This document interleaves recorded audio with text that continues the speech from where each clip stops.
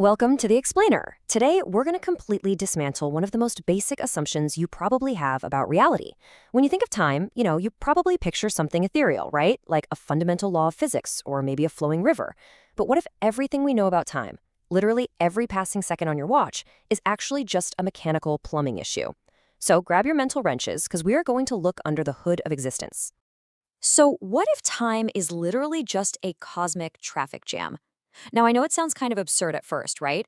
But the source material we're exploring today presents an absolutely jaw-dropping theory. It argues that time actually isn't some magical property of the universe, but rather the direct result of a structural bottleneck. We're talking about a literal choke point where infinite data is desperately trying to squeeze through a tiny exit. Let's look at the absolute extremes of our universe that actually set up this massive collision.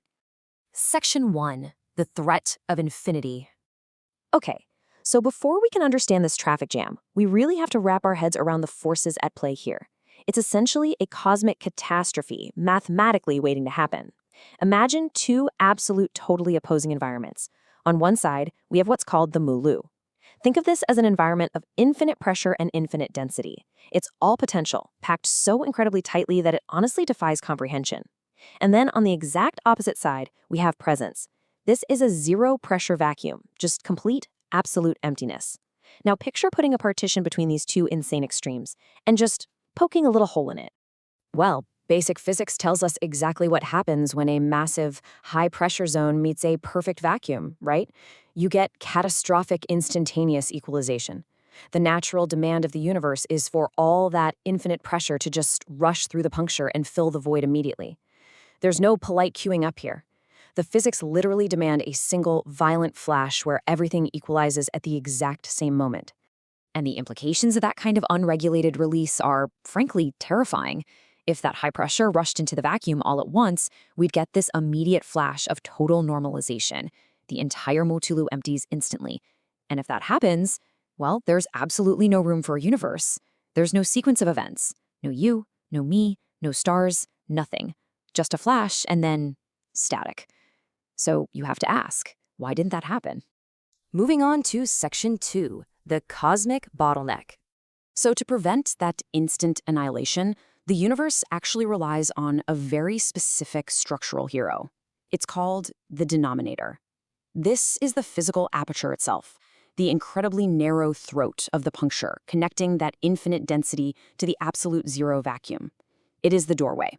But it's a doorway with very specific, rigid boundaries. And it turns out, those boundaries are the exact thing saving us from catastrophic equalization. I absolutely love this quote from the source material. It is an ocean forced through the eye of a needle.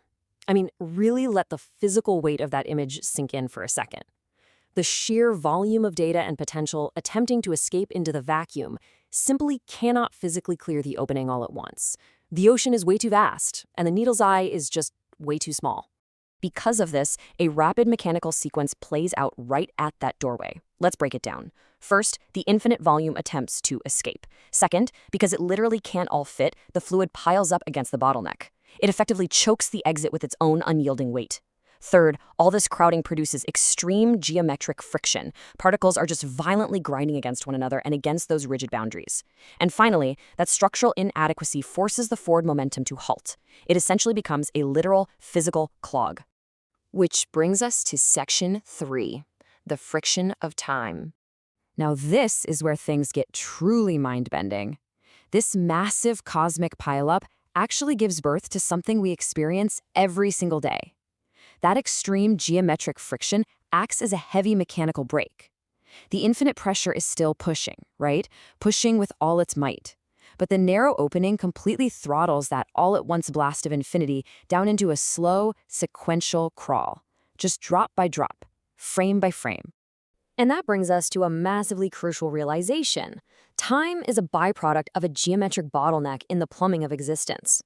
Look, time isn't magic. What you and I experience subjectively as time is simply the physical clogging of this cosmic aperture. It is structural reality forcing infinity through a tight restriction. Literally, time is just the speed limit imposed by a clogged pipe. Think about what this actually means for you right now. Every passing second on the clock, every minute, every single year you celebrate your birthday, it's merely a measurement of this structural choke. Those temporal increments only exist because the denominator absolutely refuses to let the universe complete its equalization all at once. The delay is time. The traffic jam is your lifespan. Section 4. The plumbing of reality. Okay, so why is this specific localized clog so absolutely essential for our survival? Well, let's play plumber with the universe for a second to test the mechanics. What if the aperture of the denominator was just a bit wider? If time is just the velocity of sequence dictated by the width of the hole, what exactly happens if we open that throat up just a little bit more? Well, the answer is incredibly stark. If you widen the aperture, time accelerates toward an immediate finish. And if you create an infinitely wide breach, instantaneous equalization, no universe, no time. Reality collapses entirely back into that single violent flash we talked about. By altering the width of the pipe, you literally alter the velocity of existence itself.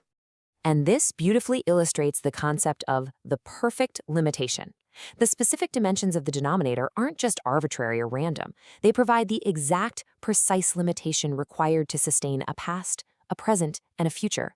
Without this precise choke point holding back that infinite ocean, the whole concept of before and after simply wouldn't exist. So when you get right down to it, what is the true nature of this localized clog? It's really important to get this. It is not a systemic failure. The universe isn't somehow broken just because it's draining slowly. Rather, it is the foundational mechanism of sequence. It is the only structural framework where finite entities, like a planet, a star, or, a human being, can actually exist. The clog isn't the problem here.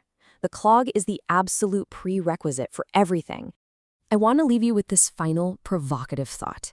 We've seen today that our existence relies entirely on the friction of infinity trying to desperately squeeze through a tiny keyhole.